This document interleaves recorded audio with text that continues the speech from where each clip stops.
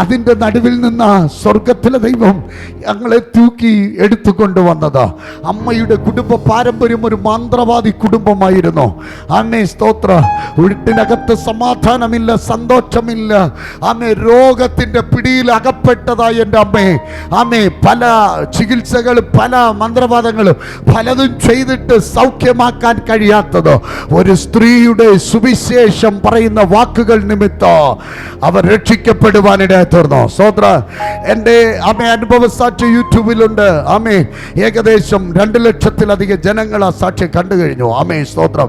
എന്നെ ഒത്തിരി പേര് പലയിടങ്ങളിൽ നിന്ന് വിളിക്കാറുണ്ട്. അവർക്ക് വേണ്ടി പ്രാർത്ഥിപ്പാനും അവർക്ക് വേണ്ടി അവരോട് സുവിശേഷം പറയാൻ കർത്താവ് കൃപ തന്നിട്ടുണ്ട്.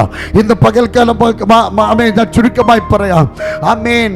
ആമേ ആക്രകണക്കിന് വസ്തുക്കൾ ഉണ്ടായതെല്ലാം അപ്പൻ വിറ്റുപുറക്കി കുടിച്ചു തീർത്ത് സമാധാനമില്ലാതെയാക്കി.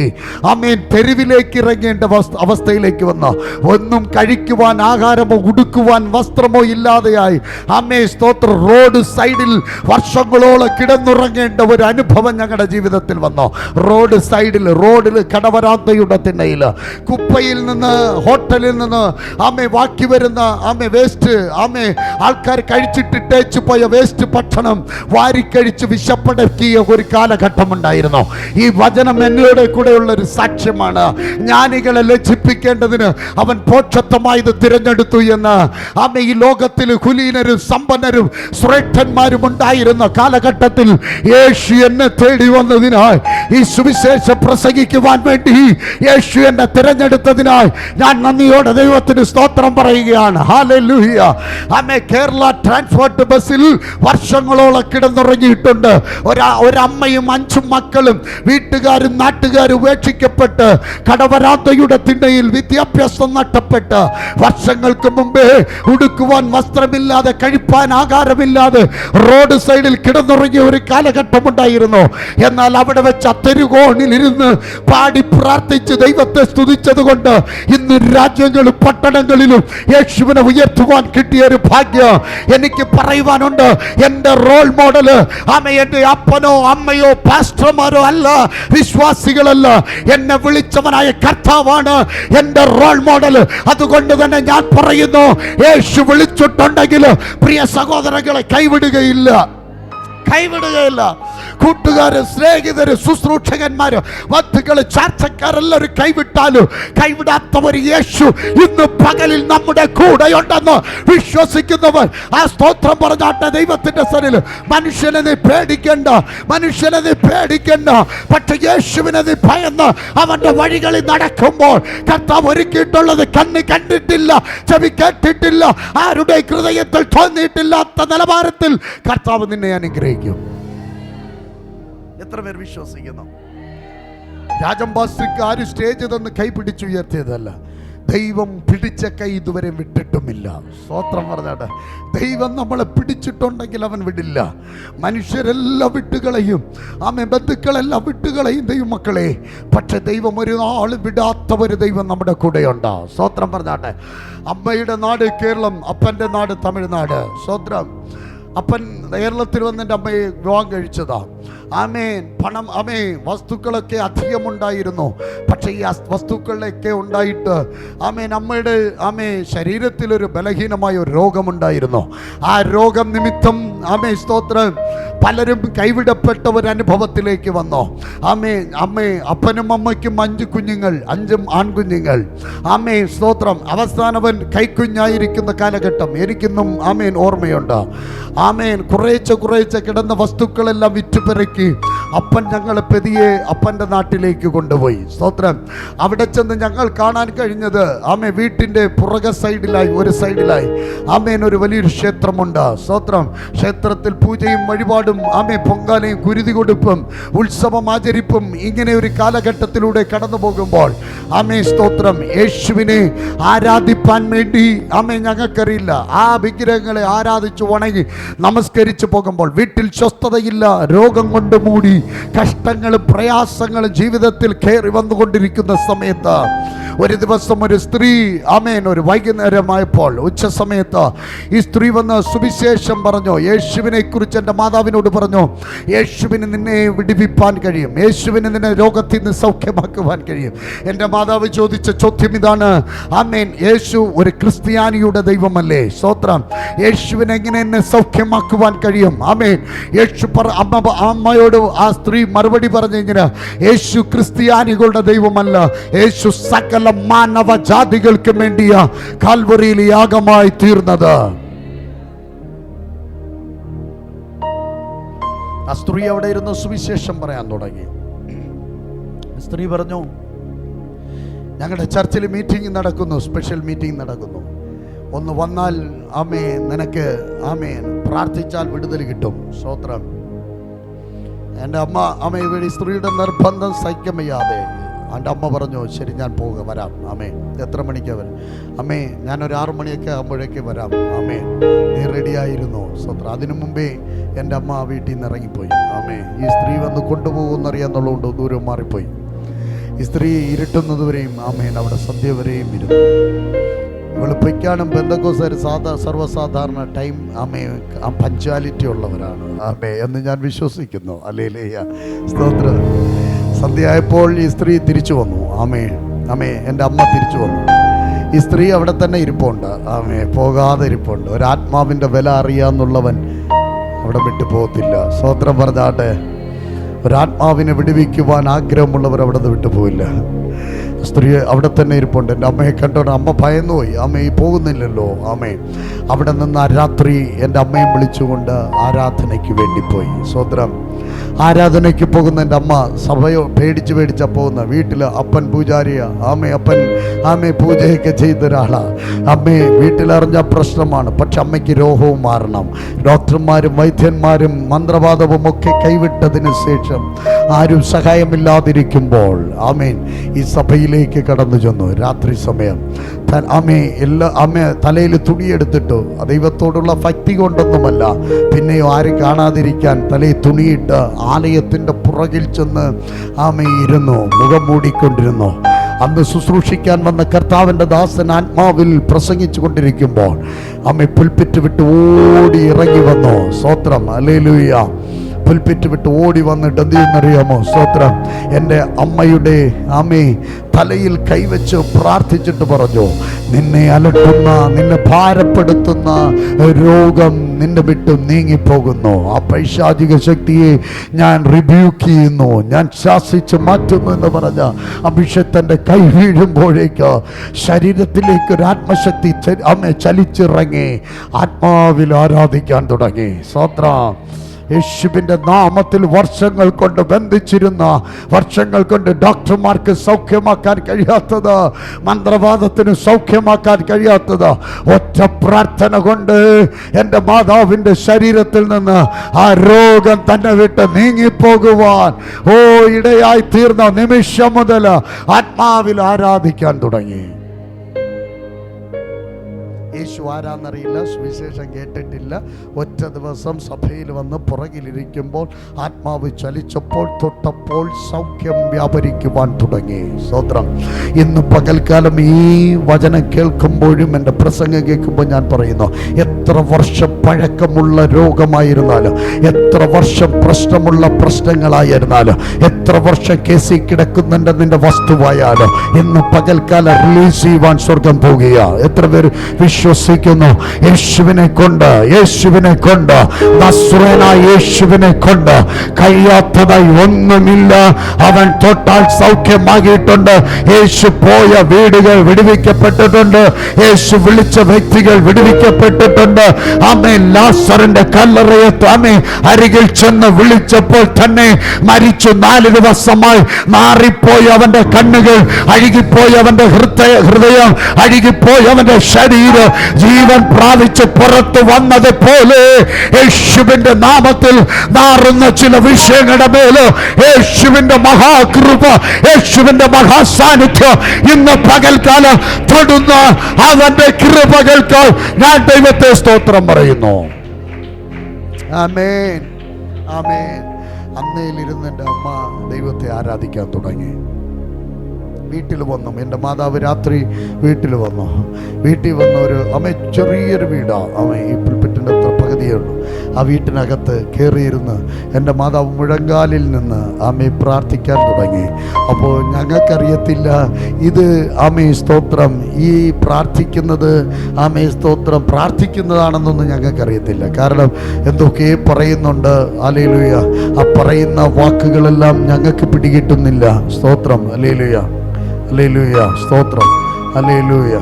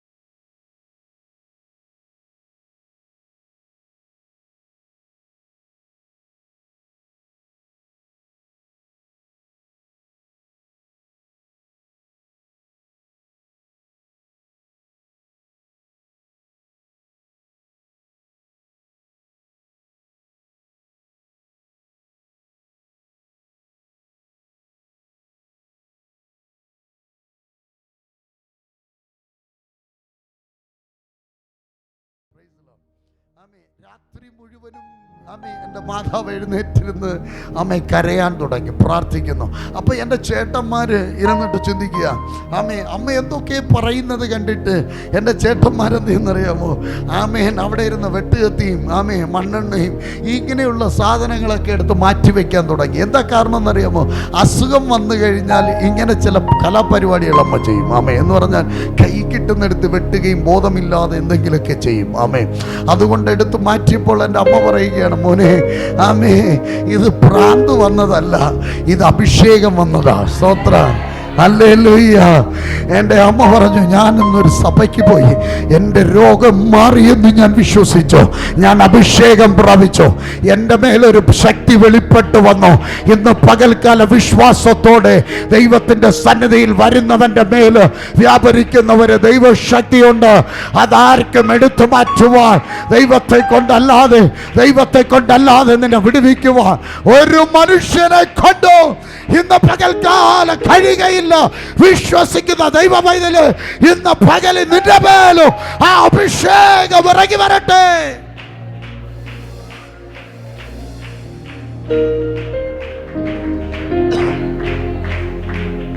എൻ്റെ മാതാവ് പ്രാർത്ഥിക്കാൻ തുടങ്ങി. എൻ്റെ മാതാവ് വിശ്വാസത്തിൽ അധികം ഉറയ്ക്കാൻ തുടങ്ങി. ദൈവകൃപയിൽ ശക്തമായി ഉറയ്ക്കാൻ തുടങ്ങി.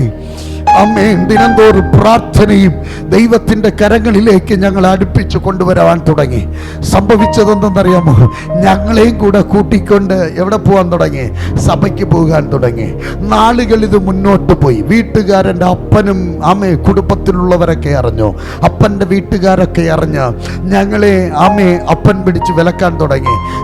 ഇനി മേലാല് പെന്തക്കോസ് പള്ളിയിൽ പോകരുത്, ഇനി സഭയ്ക്കൊന്നും പോകരുത്, ഭയങ്കരമാകുന്ന പ്രശ്നങ്ങളായി. എൻ്റെ അമ്മയോട് പറഞ്ഞു, നീ ഇനി പോയാൽ ഇനി പട്ടിണി അടന്ന് മരിക്കേണ്ടി വരും, ഞാൻ നിങ്ങളെ നോക്കത്തില്ല. പക്ഷേ ഇതാ വിഷയം, യേശു സൗഖ്യമാക്കി കഴിഞ്ഞപ്പോൾ ലോകം വെറുത്തു. സ്വന്തക്കാർ വെറുത്തു. അമ്മേ, എൻ്റെ അമ്മ സുഖമില്ലാതിരുന്നപ്പോൾ കാറി തുപ്പി അമ്മയെ ഉപദ്രവിച്ചവരൊക്കെ നിറച്ചു ഒരുപാട് പേരുണ്ട്. അപ്പോഴൊന്നും പ്രശ്നമില്ലായിരുന്നു. യേശു സൗഖ്യമാക്കിയത് ആ കുഴപ്പം. ഹല്ലേലൂയ. എൻ്റെ മാതാവ് അവിടെ ഇരുന്നിട്ട് ഇങ്ങനെ പറഞ്ഞു, എൻ്റെ ജീവനുള്ള കാലം മുഴുവനും ഞാൻ യേശുവിനെ ആരാധിക്കും. എൻ്റെ ജീവനുള്ള കാലം മുഴുവനും ഞാൻ കർത്താവിനെ സേവിക്കും. ഹല്ലേലൂയ. ആ ഒരൊറ്റ ഉറച്ച തീരുമാനത്തോടുകൂടെ എൻ്റെ മാതാവ് പുറത്തേക്ക് പോയി. ആരാധനകളൊന്നും മുടക്കാതെ അഭിഷേകം പ്രാപിച്ച് സ്നാനമെടുത്ത് കർത്താവിൻ്റെ സന്നിധിയിൽ ഒരു വിശുദ്ധ മണവാട്ടിയായി മാറി. വീട്ടിൽ പ്രാർത്ഥന. എൻ്റെ അപ്പൻ ഡെയിലി ഉപദ്രവം തുടങ്ങി. എൻ്റെ അമ്മയെ പിടിച്ച് തലമുടിയിൽ ചുറ്റിപ്പിടിച്ച് വലിച്ചിഴച്ച് അടിച്ചും ഉപദ്രവിച്ചും എന്തെന്നറിയാമോ, വീട്ടിൽ സമാധാനക്കേട് എൻ്റെ അപ്പൻ ഉണ്ടാക്കാൻ തുടങ്ങി. അടി കൊള്ളുമ്പോഴും എൻ്റെ അമ്മ പറയും, യേശുവിന് വേണ്ടി ഞാൻ ജീവിക്കും. ഇന്ന് ഞാൻ മരിച്ചാൽ എൻ്റെ കർത്താവിനോടൊപ്പം ഇരിക്കും, പക്ഷെ യേശുവിനെ വിട്ട് ഞാൻ ഒരിടവും പോകത്തില്ല എന്ന് പറഞ്ഞ എൻ്റെ മാതാവ് ഉറച്ചൊരു തീരുമാനമെടുത്തു. ഹല്ലേലൂയ. ഉറ്റവർ സ്നേഹിതർ പക്ഷം പിരിഞ്ഞു നിന്നു, മുറ്റും വിടക്കെന്നെ തള്ളിയിടുമ്പോ. ഉറ്റവർ സ്നേഹിതർ പക്ഷം പിരിഞ്ഞു നിന്നു, മുറ്റും വിടക്കെന്നെ തള്ളിയിടുമ്പോ. പറ്റിച്ചേർന്നവൻ നിൽക്കുമേ, ഒടുവിലൻ പക്ഷത്തു ചേർന്നിടുമേ. പറ്റിച്ചേർന്നവൻ നിൽക്കുമേ, ഒടുവിലൻ പക്ഷത്തു ചേർന്നിടുമേ. എല്ലാവരും ചേർന്ന്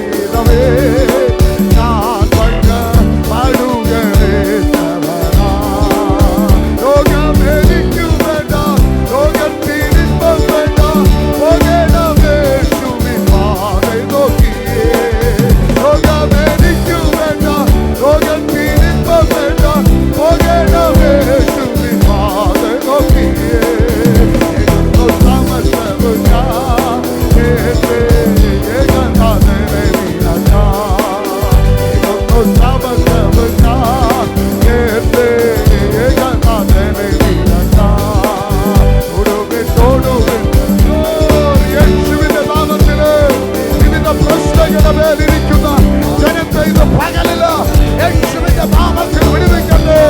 ഇപ്പോൾ തന്നെ ദൈവത്തിന്റെ ശക്തി തന്റെ കരത്തിന്റെ നടുവിലേക്ക് ഇറങ്ങി വരുന്നതിനായി സ്തോത്രം. ഇന്ന് പകലിൽ മാരക രോഗങ്ങൾ, ഇന്ന് പകൽ ക്യാൻസർ ചെയ്യുന്നു, സൗഖ്യം വ്യാപരിക്കുന്നതിനായി, ദൈവശക്തി വ്യാപരിക്കുന്നതിനായി, ദൈവിക വിടുതൽ വ്യാപരിക്കുന്നതിനായി, അത്ഭുതങ്ങൾ സംഭവിക്കുന്നതിനായി യേശുവേ, യേശുവേ.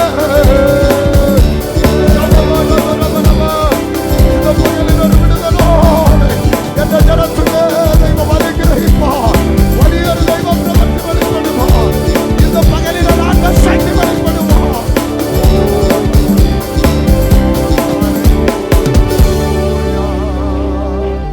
പ്രാവർത്തികമാകും പ്രാകൃതമെല്ലാം മാറും പ്രാണപ്രിയനോടൊത്തു കൂടിയിടുമ്പോ പ്രാക്കൾ കണക്കെ പറക്കൂ ഞാനെന്നു പ്രാപിക്കും രൂപാന്തരം. ഉത്തമൻ സ്നേഹിതൻ പക്ഷം പിരിഞ്ഞു നിന്നു മുറ്റുവിടക്കെന്നെ തള്ളിയിടുമ്പോ ഉത്തമൻ സ്നേഹിതൻ പക്ഷം പിരിഞ്ഞു നിന്നു മുറ്റുവിടക്കെന്നെ തള്ളിയിടുമ്പോ പറ്റിച്ചേർന്നവൻ നിൽക്കുമേ ഒടുവിൽ പക്ഷത്തു ചേർന്നിടുമേ.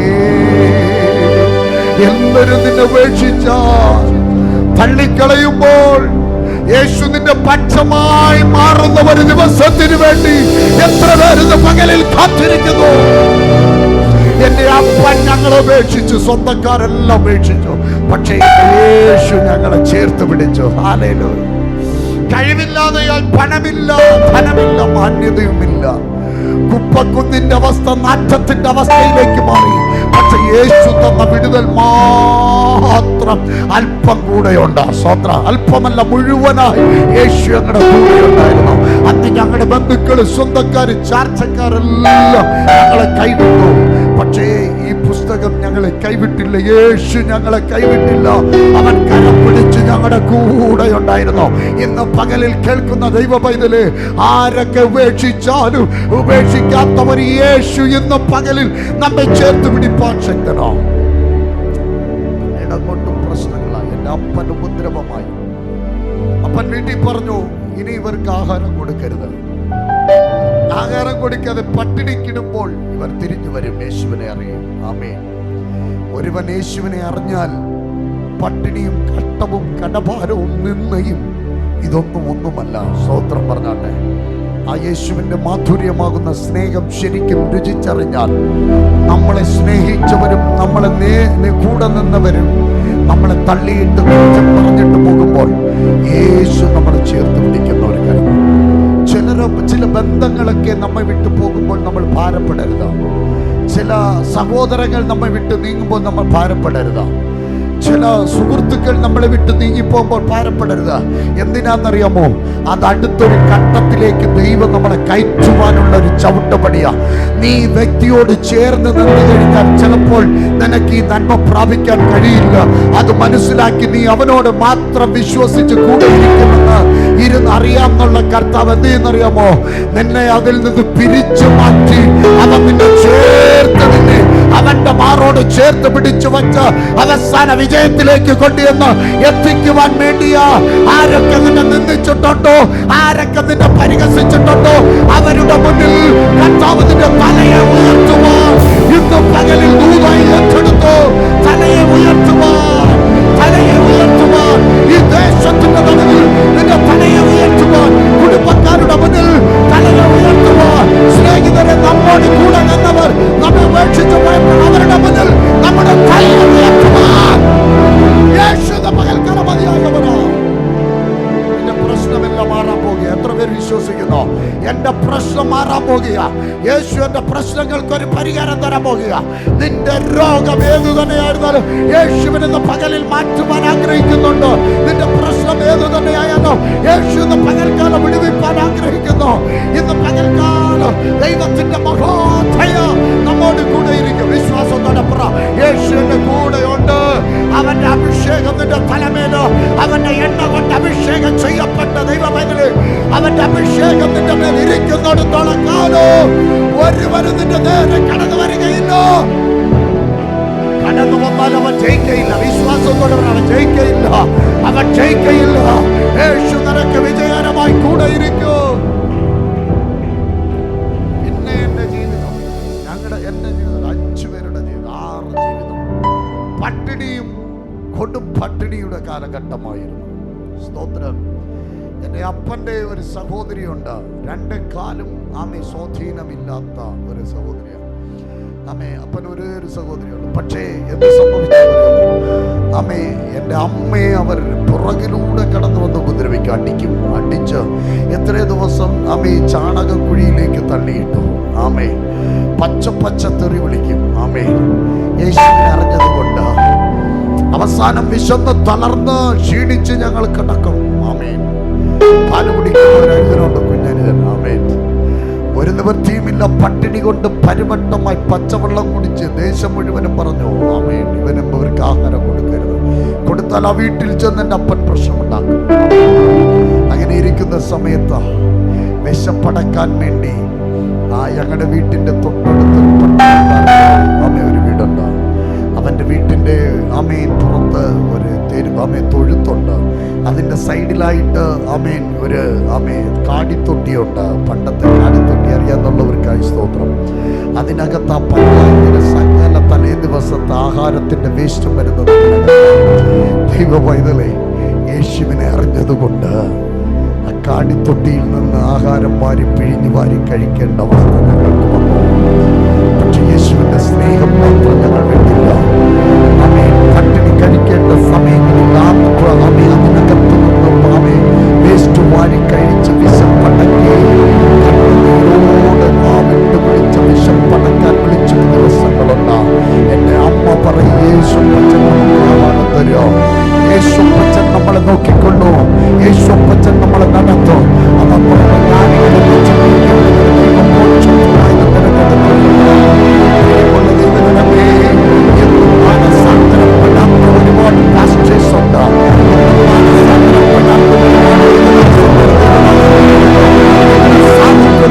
തള്ളിക്കളയുന്ന ഒരുപാട് പേരുണ്ട് ഈ ഭൂമിയിൽ.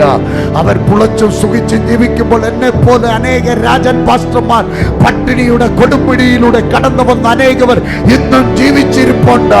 ഇന്നും പാപപ്പെട്ട സാധുക്കളെ കാണാതെ പോകുന്ന അനവധി പേരുണ്ട്.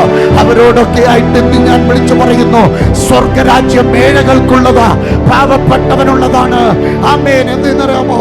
ജ്ഞാനികളായിട്ടുള്ളവനല്ല, ഭോഷത്വമായുള്ളവനുള്ളവനാ. സ്തോത്രം. മരണം സംഭവിക്കുമെന്നറിഞ്ഞ് ഇനി ഇവിടെ കിടന്നാൽ ഞാനും എൻ്റെ കുഞ്ഞുങ്ങളും മരിച്ചു പോകുമെന്ന് കണ്ട് ഒരു രാത്രിയിൽ കയ്യിലിരുന്ന വീട്ടിൽ കിടന്ന പഴയ പാത്രങ്ങളെല്ലാം വിറ്റുപെറുക്കി കിട്ടിയ കാശുകൊണ്ട് നമ്മെ തമിഴ്നാട്ടിൽ നിന്ന് കേരളത്തിലേക്ക് കുറേ വർഷങ്ങളൊന്നും ഓർമ്മില്ല, കുറേ വർഷങ്ങൾക്ക് മുമ്പേ 5 മക്കളെയും കൂട്ടി കുറേ പഴത്തുണിയുമായി നമ്മെ തമിഴ്നാട്ടിൻ്റെ മണ്ണിൽ നിന്ന് നമ്മെ കേരളത്തിലേക്ക് ട്രെയിൻ കയറിയ ഒരു മാതാവ്. സ്വന്തം ട്രെയിൻ കയറി വരുമ്പോൾ ദുഃഖം മാത്രം നമ്മെ തളം കെട്ടി നിൽക്കുന്നു മനസ്സിനകത്ത്. ഇനി എങ്ങോട്ട് പോകും, ആരെ നോക്കും, ആര് കാണും, ആര് സഹായിക്കുമെന്നുള്ള ഒരു ഭീതിയോടുകൂടെ കിടന്നു വരുമ്പോൾ സ്ത്രീയെ സഹിക്കുന്നതിനപ്പുറം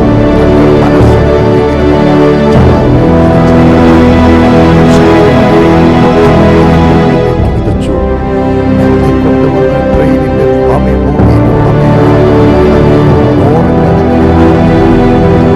മാതാവിന്റെ ലക്ഷ്യം എല്ലാവരെയും തൂക്കി വെളിയിലേക്ക് എറിയുക, കൂടെ ചാടുക, മരിക്കുക. അതാണ് അവരുടെ ഉദ്ദേശം.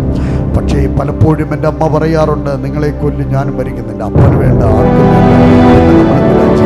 പലപ്പോഴും വിശ്വാസത്തിൻ്റെ കഠിനത, ഭാരത്തിൻ്റെ കഠിനത, വിശപ്പിൻ്റെ കഠിനത പലതും ചെയ്യാൻ മനുഷ്യനെ പ്രേരിപ്പിക്കുമ്പോൾ എൻ്റെ മാതാവ് മരിക്കുവാൻ വേണ്ടി തീരുമാനിച്ചു. രണ്ടാമത്തെ അണ്ണനെ തൂക്കി, എൻ്റെ രണ്ടാമത്തെ ബ്രദറിനെ തൂക്കിയെടുത്ത് എറിയുവാൻ പോകുമ്പോൾ അവൻ കെട്ടിപ്പിടിച്ച് കരയാൻ തുടങ്ങി. അമ്മേ, ഞങ്ങളെ കൊല്ലരുത്, ജീവനോടെ വെച്ച അമ്മയെ പൊന്നുപോലെ നോക്കിക്കൊള്ളാം. സ്വതന്ത്രം. അവിടെ വന്ന് തിരുവനന്തപുരം റെയിൽവേ സ്റ്റേഷനിൽ ഇറങ്ങിയിട്ട് അമ്മേൻ റോഡ് ക്രോസ് ചെയ്ത് KSRTC ബസ് സ്റ്റാൻഡിൽ വന്ന് ക്യാൻറ്റീനിൽ കയറി ഒരു ഊണ് ഞങ്ങൾക്ക് മേടിച്ചെന്ന് 7 വന്നു. ഞങ്ങൾ 5 പേരും അമ്മയും കൂടെ ചേർത്ത് 6 പേരും ഒരു ഊണ് കഴിച്ചിട്ട് കുറേ വർഷങ്ങൾക്ക് മുമ്പേ 50 കിലോമീറ്റർ നടന്നു. സ്വത്രം. സന്ധ്യയായപ്പോൾ ഒരു വീട്ടിൻ്റെ മുറ്റത്തെത്തി. ആമേൻ. ആ വീട്ടുകാര് ആമേൻ ഓടി വന്ന് ഇറങ്ങി വന്ന് ഞങ്ങളെ കണ്ടപ്പോൾ ആമേൻ ഭിക്ഷക്കാരാണെന്ന് വിചാരിച്ചു. പക്ഷേ ഒരു സ്ത്രീ വന്ന് എൻ്റെ മാതാവിനെ കെട്ടിപ്പിടിച്ചു. എൻ്റെ അമ്മയുടെ അനുജത്തിയായിരുന്നു. സ്തോത്രം. ആ വീട്ടിൽ ഞങ്ങളെ കൈക്കൊണ്ട് ഒറ്റ രാത്രി ഞങ്ങൾ കിടന്നു. വൈകുന്നേരത്ത് ആ കുടുംബനാഥൻ വന്നിട്ട് പറഞ്ഞു, നിനക്ക് കിട്ടേണ്ടതെല്ലാം കിട്ടി, നീ എന്തിനാ ഇങ്ങോട്ട് വന്നത്? യേശു നിനക്കൊന്നും ചെയ്തില്ലയോ? യേശു നിന്നെ തേടിപ്പോയില്ലേ? രോഗം മാറിയതൊന്നൊരു പ്രശ്നമല്ലെന്നേ, യേശുവിനെ ഉൾക്കൊള്ളിച്ചതാണ്, യേശുവിനെ കണ്ടറിഞ്ഞതാണ് ഇവരുടെ വിഷമം. സ്തോത്ര. അല്ലെങ്കിൽ രോഗം മാറിയിട്ട് നീ പിന്മാറിപ്പോയാൽ കുഴപ്പമില്ലെന്നാണ് ഇവരുടെ പോളിസി. പക്ഷേ എൻ്റെ അമ്മ അവിടെ ഇരുന്ന് കരഞ്ഞിട്ട് പറഞ്ഞു, യേശുവിനെ വിട്ട് ഞാൻ ഒരിടവും പോയില്ല. അന്ന് രാത്രി ഞങ്ങൾ ആ വീട്ടിൽ നിന്ന് അമ്മയെ പിറ്റേന്ന് നേരം വെളുക്കും മുമ്പ് ഇറക്കി വിട്ടു. അടുത്തൊരു വീട്ടിലേക്ക് പോയി. മാറി മാറി വീടുകൾ മാറി മാറി താമസിച്ചു. ബന്ധുക്കളുടെ വീട്ടിൽ നിന്ന് അടിച്ചിറക്കി. അന്ന് 2 സെൻറ്റ് സ്ഥലം തരാൻ കഴിവുള്ളവരൊക്കെ ഉണ്ടായിരുന്നു. ആരും ഞങ്ങളെ അമ്മയെ കൈക്കൊള്ളാതെ അവസാനം ഞാൻ ഇന്ന് ഓർക്കുന്നു, എൻ്റെ അമ്മയുടെ ഒരു ചേച്ചിയുടെ വീട്ടിൽ രാത്രി എൻ്റെ അമ്മയും 2 സഹോദരന്മാരും ജോലി ചെയ്ത് കൊണ്ടുവന്ന അരിമേടിച്ചു കൊണ്ടുവന്ന കഞ്ഞി വെച്ച് കുടിക്കുവാൻ അടുപ്പത്ത് കിടന്ന് തിളച്ചുകൊണ്ടിരിക്കുന്ന കഞ്ഞിയെ തൂക്കിയെടുത്ത് റോഡിൽ വെച്ചിട്ട് പറഞ്ഞു, നീ നിന്റെ 5 മക്കളും കൂടെ ഇതിൽ വിഷം ചേർത്ത് കലക്കി കുടിക്കേ, ഞങ്ങൾക്ക് ഭാരമുണ്ടാക്കാതെ. അന്ന് രാത്രി ആ കണ്ണുനീരോട് ആ കഞ്ഞി എടുത്തുകൊണ്ടുവന്ന ഇതുപോലൊരു ജംഗ്ഷനിൽ റോഡ് സൈഡിൽ വെച്ചിട്ട് 5 പാത്രത്തിലായിട്ട് കോരി തന്നിട്ട് എൻ്റെ അമ്മ കരയുന്നത് ഞാൻ കണ്ടു. ആ കിടത്ത ഞങ്ങൾ വർഷങ്ങളോളം ആ കടവരാന്തയുടെ തിണ്ണയിൽ കിടന്നു. സ്വത്രം. അതാ ഞാൻ പാടിയത്, ഉറ്റവരും സ്നേഹിതർ പക്ഷം പിരിഞ്ഞു നിന്ന് മുറ്റും വിടക്കെന്ന് ഞങ്ങളെ തള്ളിയപ്പോൾ യേശു ഞങ്ങളുടെ കൂടെയുണ്ട്. ഈ പ്രസംഗിക്കുന്ന രാജൻ പാസ്റ്റർക്ക് വിദ്യാഭ്യാസ മഹിമ പറയുവാനില്ല, കുലമഹിമ പറയുവാനില്ല. ആമേൻ. പക്ഷെ യേശു ഞങ്ങളുടെ മേൽ കയറി വന്നതുകൊണ്ട് ഇന്ന് പറയുവാനുണ്ട്, അവൻ ദരിദ്രനെ കുപ്പയിൽ നിന്ന് അഗതിയെ ഉയർത്തുന്ന ഒരേ ഒരു ദൈവമുണ്ടെങ്കിൽ അത് എൻ്റെ യേശു കർത്താവ്. അതുകൊണ്ട് ഉപവാസ പ്രാർത്ഥനയുടെ 3ാമത്തെ ദിവസത്തിൽ ആത്മാവിൽ ഞാൻ നിങ്ങളോട് പറയുന്നു, ഈ ലോകത്തിന് ഒന്നിനെയും നീ സ്നേഹിക്കാൻ പോകേണ്ട. യേശുവിനെ സ്നേഹിക്കുന്നു എങ്കിൽ അവൻ നിങ്ങൾക്ക് വേണ്ടി വഴികളെയും വാതിലുകളെയും കർത്താവ് തുറന്ന് തരുവാൻ എന്ന് രാത്രിപകലിൽ കർത്താവ് ശക്തനായ ഒരു ദൈവമുണ്ട്. എത്ര പേർ വിശ്വസിക്കുന്നു? അതിനായി ഞാൻ ദൈവത്തെ സ്തുതിക്കുന്നു. പട്ടിണി കിടന്ന് പിരിമുറി കണ്ട് ഇങ്ങനെ റോഡ് സൈഡിൽ കിടക്കുമ്പോൾ രാത്രിയിൽ ചിലപ്പോൾ ഇതൊക്കെ എൻ്റെ ബന്ധുക്കളൊക്കെ കേൾക്കും. സ്തോത്രം. എന്നാലും ഇന്നവരൊക്കെ ഞങ്ങളോട് ഭയങ്കര സ്നേഹമാണ്. ഞങ്ങൾ വെറുത്താലും ഇതൊരു പ്രശ്നമുള്ള കേസല്ല. കാരണം എന്ന് പറഞ്ഞാൽ ഞങ്ങളിരുന്ന സാഹചര്യത്തിൽ ആരും ഞങ്ങളെ കാണാതിരുന്നൊരു കാലഘട്ടമുണ്ട്. ഒരാളെന്നോട് ചോദിച്ചു, പാസ്റ്റർക്ക് പേടിയില്ലേ ബന്ധുക്കളെയൊക്കെ? ഇങ്ങനെ പറയും, ഒരു പേടിയില്ല. ആകപ്പാടെ ഭയമുള്ളത് ഈ ഭൂമിയിൽ യേശു ക്രിസ്തുവിനെ മാത്രമേ ഉള്ളൂ. അല്ലേലൂയ. എന്ത് ചെയ്യുന്നറിയുമ്പോൾ അവർക്കൊരു ചായക്കടയുണ്ടായിരുന്നു. ഈ തട്ടുകടയാ. രാത്രിയാകുമ്പോൾ ഒന്നുണ്ടല്ലോ, ഈ ബാലൻസ് വന്ന് പലഹാരം കൊണ്ട് അല്ലെങ്കിൽ ഈ ഫുഡും കൊണ്ട് ഞങ്ങളുടെ മുന്നിലൂടെ ഇങ്ങനെ പോകുമ്പോൾ ഞങ്ങൾ അവിടെ ഇരുന്ന് കരഞ്ഞ് കൊച്ചപ്പാന്ന് വിളിക്കുമ്പോൾ ഞങ്ങളെ നോക്കി തിരിഞ്ഞു നോക്കാതെ പോകുന്ന ബന്ധുക്കളെ ഞങ്ങൾ കണ്ടിട്ടുണ്ട്. പെശന്ന് തളർന്നൊരു നായോട് പോലും കാണിക്കാത്ത ഒരു മര്യാദ ഞങ്ങളോട് പോലും കാണിച്ചിട്ടില്ല. ഹല്ലേലൂയ. പക്ഷേ യേശു അവിടങ്ങളിലെല്ലാം കൂടെയിരുന്നു. സ്തോത്രം. സാക്ഷ്യം പറഞ്ഞാൽ ഒരുപാടുണ്ട്. ഞാൻ വൈകിട്ടും കുറച്ച് പറയാൻ പറ്റുമെങ്കിൽ പറയാം, അല്ലെങ്കിൽ യൂട്യൂബിലുണ്ട് ലിങ്ക് ഇട്ട് തരാം. അത് നോക്കി പാസ്റ്ററുടെ ഇവിടെ ചോദിച്ചാൽ തരും. കർത്താവ് നമ്മളെ അനുഗ്രഹിക്കട്ടെ. പ്രിയമുള്ള ദൈവജനമേ, ഒരു ഭക്തൻ്റെ ജീവിതത്തിൽ ഹല്ലേലൂയ, എന്ത് പ്രതികൂലം വന്നാൽ യേശു അവൻ്റെ ജീവിതത്തിലുണ്ടെങ്കിൽ അവൻ തലവരെയും മാറ്റിത്തരും. സ്തോത്രം പറഞ്ഞാട്ടെ. ഇന്ന് എൻ്റെ അപ്പൻ്റെ നാട്ടിലാണ് ഞാൻ ശുശ്രൂഷ ചെയ്യുന്നത്. അത്രയും നിങ്ങൾ അറിഞ്ഞാൽ മതി. ആമേ, തമിഴ് പോയി പഠിച്ച് അതിൽ പ്രസംഗിച്ച് എൻ്റെ അപ്പൻ്റെ നാട്ടിൽ ഞാൻ പലയിടങ്ങളിലും സുവിശേഷം അറിയിച്ചുകൊണ്ടിരിക്കുന്നു. ആമേ, സ്തോത്ര. ഞങ്ങൾ വിഗ്രഹത്തെ ആരാധിച്ച ക്ഷേത്രത്തിൻ്റെ ഗ്രൗണ്ടിൽ നിന്ന് യേശുവിനെ ഞാൻ പ്രസംഗിച്ചു. ഹല്ലേലൂയ. ഇന്ന് ഞാൻ നിങ്ങളോട് അവസാനമായി പറയട്ടെ. ആമേ, സ്തോത്ര. എൻ്റെ അപ്പൻ്റെ പൂജാരി കുടുംബം ഇന്ന് 5 ശുശ്രൂഷകന്മാരുണ്ട്. ആമേ, ഇന്ന് ഞങ്ങൾ 5 പേർ കർത്താവിൻ്റെ വേലയിൽ ശക്തമായി നിൽക്കുന്ന അപ്പൻ്റെ കുടുംബത്തിനകത്ത് എൻ്റെ അമ്മയെ ഉപദ്രവിച്ച എൻ്റെ അപ്പൻ്റെ സഹോദരി ദൈവത്തെ ആരാധിക്കുന്നു. ഇന്ന് പറയുവാനുള്ളത്, അന്ന് പിശാചിനെ ആരാധിച്ചു എങ്കിൽ ഇന്ന് സ്വർഗസ്ഥനായ ദൈവത്തെ, ജീവനുള്ള കർത്താവിനെ ആരാധിപ്പാൻ കർത്താവ് കൃപ നൽകി. അതുകൊണ്ടാണ് ഞാൻ പറയുന്നത്, ജ്ഞാനികളെ ലജ്ജിപ്പിക്കേണ്ടതിന് കർത്താവ് പോഷത്വമായത് തിരഞ്ഞെടുത്തു എന്ന്. കാരണം ഞാൻ പറഞ്ഞു തരാം, ഇസ്രായേൽ ജനം മിസ്രൈമിലായിരിക്കുന്ന കാലഘട്ടത്തിൽ അവരെ വിടുവിക്കേണ്ടതിന് വേണ്ടി അനേക മന്ത്രവാദികൾ ഉള്ളൊരു പട്ടണമാണ് മിസ്രൈം ദേശം. അത്ഭുതങ്ങൾ ചെയ്യുവാൻ, കൺകെട്ട് വേലകളിൽ അഗ്രഗണ്യന്മാരായിരിക്കുന്ന പാമ്പിനെ സൃഷ്ടിപ്പാൻ കഴിവുള്ളവൻ, വടിയിട്ട് കഴിഞ്ഞാൽ അത് പാമ്പാക്കുവാൻ കഴിവുള്ള മന്ത്രവാദികൾ ഉള്ളതായ ഒരു പട്ടണമായിരുന്നു ഏത്? മിസ്രൈം ദേശം. ആ ദേശത്തിന്റെ നടുവിൽ വെച്ച് കർത്താവ് പറഞ്ഞത് ഇങ്ങനെയാണ്, നീ ഊനമില്ലാത്തൊരാട്ടുകുട്ടിയെ നീ അറുക്കണം. 12-ാം അധ്യായത്തിൽ അതിനെ എന്ത് അതിന്റെ രക്തമെടുത്ത് കട്ടളമേല് കുറുമ്പടി മേല് തേക്കണം. കാരണം എന്താണെന്നറിയുമോ? സംഹാരകൻ നിന്റെ വീട്ടിനകത്ത് കയറാതിരിപ്പാൻ നീ അത് ചെയ്യണം. അടുത്ത് പറയുന്നു, നീ അതിന്റെ മാംസത്തെ തീയിൽ ചുട്ട് ഭക്ഷിക്കണം. കാലിൽ ചെരുപ്പിടണം, അരക്കെട്ടി മുറുക്കണം, കയ്യിലൊരു വടി ഊന്നി പിടിക്കണം. സ്തോത്ര. എന്നിട്ട് കയ്പ് ചീരയോടുകൂടെ ഈ മാംസം നീ പറിച്ചു തിന്നണം. അത് കഴിഞ്ഞിട്ട് പറയുന്നു, നീ പുളിപ്പില്ലാത്ത അപ്പമുണ്ടാക്കി നീ ഭക്ഷിക്കണം. സ്വത്രം പറഞ്ഞാട്ടെ. അർദ്ധരാത്രിയിൽ നീ പുറത്തിറങ്ങരുത്. നീ അകത്തിരിക്കുമ്പോൾ പുറത്ത് ചില ശബ്ദങ്ങൾ കേൾക്കുക. പ്രതികൂലത്തിന്റെ ഒരു ശബ്ദം, നിലവിളിയുടെ ശബ്ദം കേൾക്കുക. പക്ഷെ ദൈവ മക്കൾ സുരക്ഷിതരാണെന്ന് മനസ്സിലാക്കണം. അവിടെ ഇവിടെ യുദ്ധങ്ങൾ, ക്ഷാമങ്ങൾ, ഭൂകമ്പങ്ങളും പട്ടിണിയും പരുവട്ടവും ഒക്കെ ഉണ്ടാകുമ്പോൾ, പകർച്ചവ്യാധികൾ ഉണ്ടാകുമ്പോൾ യഥാർത്ഥമായി പ്രാർത്ഥിക്കുന്നവനൊരു സംരക്ഷണം യഹോവയുടെ കൂടാരത്തിൽ ഉണ്ടാകുമെന്ന് പരിശുദ്ധാത്മാവെന്ന് പകലിൽ ദൂത് പറയുന്നു. ഹല്ലേലൂയ. പാപത്തിൻ്റെ അങ്ങേറ്റ പടുകുഴി കിടക്കട്ടെ, യേശുവിനെ നീ ആരാധിച്ചു വാസ്തവമായി നീ ഇരുന്നാൽ ദൈവം നിന്നെ അനുഗ്രഹിക്കാനിടയാ തരും. എത്ര പേർ സ്തോത്രം പറയാൻ കഴിയുക?